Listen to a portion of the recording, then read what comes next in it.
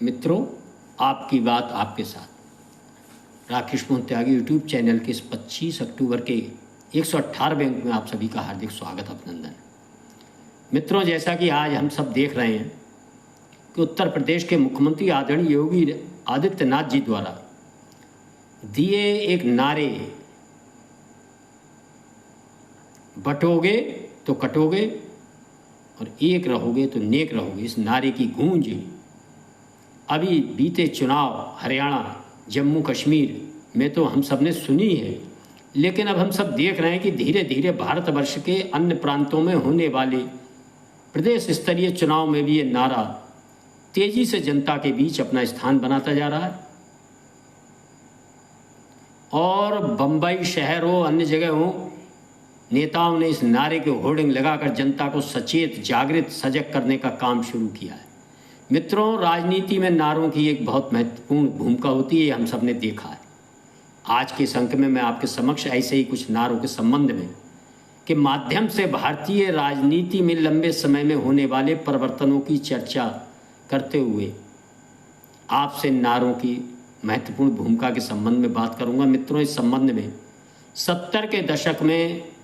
तत्कालीन कांग्रेस पार्टी व उनकी प्रधानमंत्री श्रीमती इंदिरा गांधी जी द्वारा दिया एक जो नारा हम सबके कानों में गूंजता है, गरीबी हटाओ। इस नारे से गरीबी कितनी हटी या गरीब हटे, इस विषय में न जाते हुए मैं आपके संज्ञान में लाना चाहता हूं कि इस नारे ने कांग्रेस व कांग्रेस की नेता श्रीमती इंदिरा गांधी की गरीबों में एक गरीब समर्थक पार्टी की, गरीब समर्थक नेता की छवि बनाने में बहुत बड़ा योगदान किया था और उन्होंने इस नारे को जमकर बनाया था। मित्रों, और आने वाले समय में हम सब ने देखा कि कैसे भारतीय राजनीति, भारतीय समाज के अंदर ब्लैक मार्केटिंग, राशन और कोटा सिस्टम से देश जब त्रस्त होना शुरू हुआ, वहाँ की जनता को इससे दिक्कत शुरू होना हुई, तो इन दिक्कतों और जनता की भावनाओं को ध्यान में रखते हुए तत्कालीन विपक्षी दलों ने भी श्रीमती इंदिरा गांधी के खिलाफ एक बहुचर्चित नारा आने वाले चुनाव में लगाया था, खाए गई शक्कर पी गई तेल, जो देखो इंदिरा को खेल। ये ग्रामीण जनता के बच्चे आम आदमी की जबान पर है। इस नारे ने तत्कालीन कांग्रेस सरकार व इंदिरा गांधी की छवि को नुकसान पहुंचाया था। बचाए इमरजेंसी का माध्यम, नसबंदी, इन सब माध्यमों के बाद जनता पार्टी के सामूहिक प्रयास, सामूहिक नेतृत्व, विरोध के कारण, जेपी आंदोलन के कारण हम सब ने देखा कि किस प्रकार उत्तर भारत से कांग्रेस पार्टी का बिल्कुल सफाया हो गया था। स्वयं इंदिरा जी व उनकी पार्टी के सभी कैंडिडेट बुरी तरह से हारे थे और इसके बाद इंदिरा जी ने भी जब जनता पार्टी के नेताओं के आपसी मतभेदों से देश की समस्याओं पर न ध्यान देकर वह जनता पार्टी सरकार आपस में लड़ती हुई नजर आई, तो कांग्रेस पार्टी की नेता ने भी अपने उसी बयान, उसी नारे को पुनः पुष्ट किया था और उन्होंने भी सभाओं में कहना शुरू कर दिया था, मैं कहती हूँ गरीबी हटाओ, विपक्षी दल कहते हैं इंदिरा हटाओ। मैं कहती हूँ बिजली लाओ, विपक्षी दल कहते हैं इंदिरा हटाओ। इस तरह की बातें करना शुरू की और दोबारा जनता का विश्वास हासिल करते हुए सन 80 में हम सब ने देखा फिर पूर्ण बहुमत के साथ आई और दुर्भाग्य से सन 84 में उनकी हत्या होने के बाद उनकी हत्या से उत्पन्न सहानुभूति के रथ पर सवार होकर कांग्रेस पार्टी व तत्कालीन युवा नेता श्रीमती इंदिरा गांधी के पुत्र राजीव गांधी जी ने किस प्रकार प्रचंड बहुमत के साथ देश की सत्ता संभाली थी और इस क्रम में कुछ ही वर्षों में किस प्रकार उनकी लोकप्रियता नीचे आ रही थी और उस लोकप्रियता को बिल्कुल पाताल में पहुंचाने का काम किया था उन्हीं के रक्षा मंत्री, उनकी सरकार में रहे, बोफोर्स कांड को लेकर पार्टी छोड़कर पद से इस्तीफा देकर बाहर होने वाले श्रीमान विश्वनाथ प्रताप सिंह जी ने। और जनता विपक्षी दलों ने एक बार पुनः जनता दल के नेतृत्व में, विश्वनाथ प्रताप सिंह जी के नेतृत्व में संघर्ष और चुनाव में जाने का निर्णय लिया और जनता के बीच एक नारा बहुत तेजी से लोकप्रिय हुआ था, क्योंकि बोफोर्स कांड के कारण कांग्रेस पार्टी व राजीव गांधी की छवि को इतना धक्का पहुंचा था। वो नुकसान जो हुआ था, एक नारा था, राजा नहीं फकीर है, देश की तकदीर है। और उस नारे की वजह से राजीव गांधी व कांग्रेस पार्टी को जो नुकसान हुआ था, उस नुकसान से पीढ़ियां बदलने के बाद भी आज तक कांग्रेस पार्टी व गांधी परिवार अपने को पुनर्स्थापित नहीं कर पाया है। और हम सब ने देखा किस प्रकार जनता दल की सरकार बनी थी। ये क्रम आगे बढ़ते हुए इसी क्रम में सन 90 के दशक में हम सब ने देखा कि एक सामाजिक सांस्कृतिक संगठन विश्व हिंदू परिषद देश की आशाओं आकांक्षाओं के अनुरूप अयोध्या स्थित प्रभु श्री राम के मंदिर के जीर्णोद्धार को लेकर एक लंबे समय से आंदोलन चला रहा था। लेकिन उस आंदोलन को आशातीत सफलता जब 2 नारे इस देश के अंदर लोकप्रिय हुए और उन नारों के माध्यम से पूरब से पश्चिम, उत्तर से दक्षिण तक देश के घर घर, गांव गांव, कोने कोने, गली गली, हर युवाओं के दिल में, हर सनातन समाज के हृदय में उन नारों ने स्थान बनाया था। वह 2 नारे थे, बच्चा बच्चा राम का, जन्मभूमि के काम का। जो जन्मभूमि के काम ना आए वो बेकार जवानी है। राम लला हम आएंगे, मंदिर वहीं बनाएंगे। इन नारों ने इतनी तेजी से समाज में स्थान बनाया। इन नारों का समर्थन करने वाली राजनीतिक दल भारतीय जनता पार्टी ने भी उसी अनुरूप भारतीय राजनीति में अपना स्थान आगे बढ़ाने का काम किया। और हम सब ने देखा कि कैसे देश की जनता कई विकल्पों को आजमाती हुई। नरसिंहा राव जी हों, देवगौड़ा जी हों, आई के गुजराल हों, इन सब से ऊब चुकी थी। और देश के मन मस्तिष्क में भारतीय जनता पार्टी के नेता श्रद्धेय अटल बिहारी वाजपेयी जी की जो छवि थी, और जनता, देश की जनता चाह रही थी कि एक बार अटल बिहारी वाजपेयी जी के नेतृत्व में भी भारतीय जनता पार्टी को भारतवर्ष की सत्ता चलाने का मौका मिले। और उनकी इस आशाओं आकांक्षाओं के अनुरूप भारतीय जनता पार्टी ने नारा दिया था, बारी बारी सबकी बारी, अब की बारी अटल बिहारी। और हम सब ने देखा अटल बिहारी वाजपेयी जी के नेतृत्व में भारतीय जनता पार्टी ने सरकार बनाई। 13 दिन चली, फिर 13 महीने चली, और वह सरकार फिर 2004 तक चलती रही कुशल। एक गठबंधन की सरकार चलाने का काम, और बहुत उस सरकार ने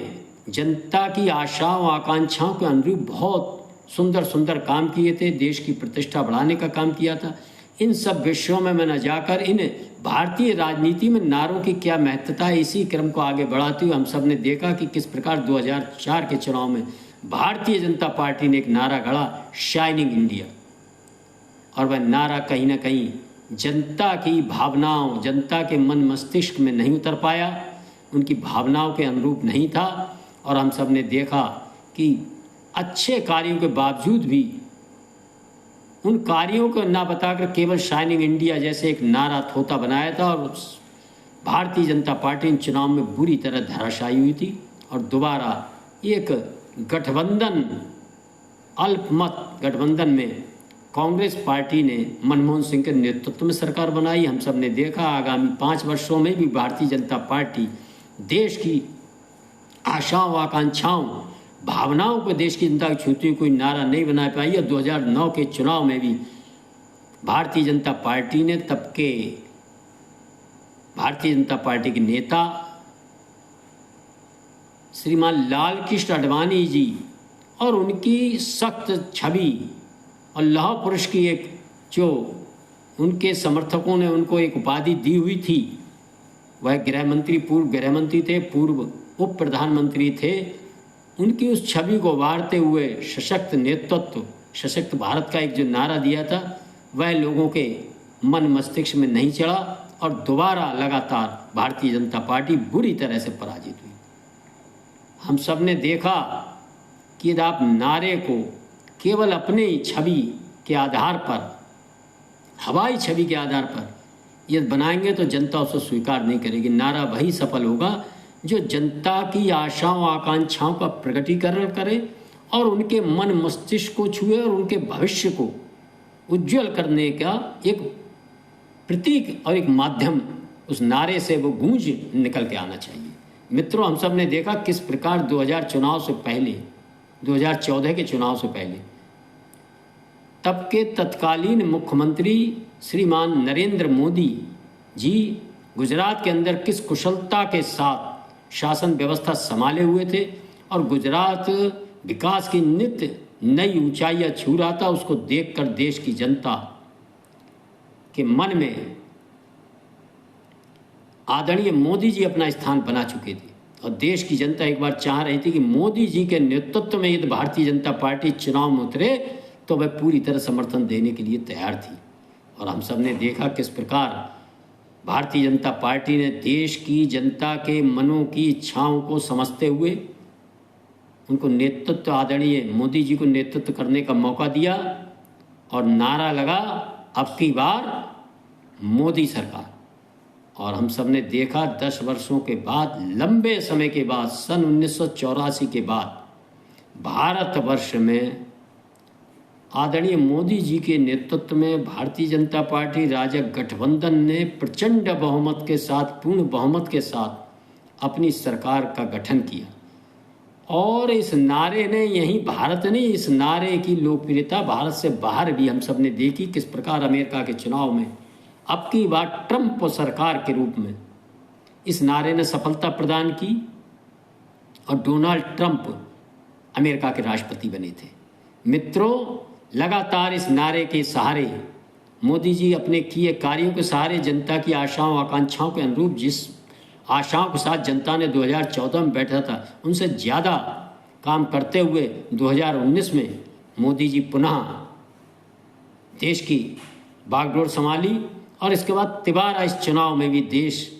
की बागडोर आदरणीय मोदी जी के नेतृत्व में राजग सरकार ने संभाली। लेकिन इस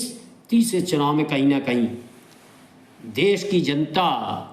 विपक्षी दलों के कुछ झूठे नैरेटिव, झूठे छल प्रपंच, संविधान,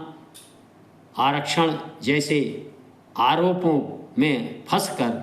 कहीं ना कहीं बंटने का काम किया था। और उस बंटने के कारण हम सब ने देखा इस चुनाव के तुरंत बाद कैसे देश विरोधी शक्तियां, सनातन विरोधी शक्तियां,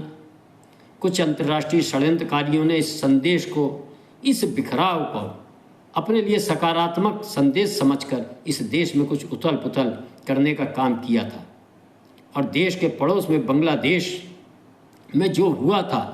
वही इस देश में दोहराने की भी कोशिश की गई थी। ये देश की जनता ने, जागरूक जनता ने समझा, महसूस किया। कहीं ना कहीं उनके मन में कुछ ना कुछ थोड़ा बहुत ये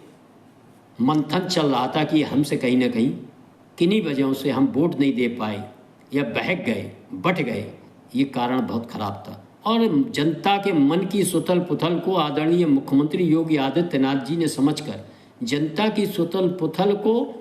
स्वर देने का जो काम किया और जो इस नारे के माध्यम से प्रकट होता है कि बटोगे तो कटोगे और एक रहोगे तो जैसे पहले बिल्कुल नेक, सुरक्षित, सही रहोगे। इस नारे को, महत्ता को जनता ने बड़ी गंभीरता से लिया है और आने वाले चुनाव में हम सब देखेंगे कि ये नारा पूर्व में जैसे कि नारों ने भारतीय राजनीति की दिशा बदलने का काम किया था, ये नारा भी भारतीय राजनीति में लंबे समय तक एक प्रेरणादायी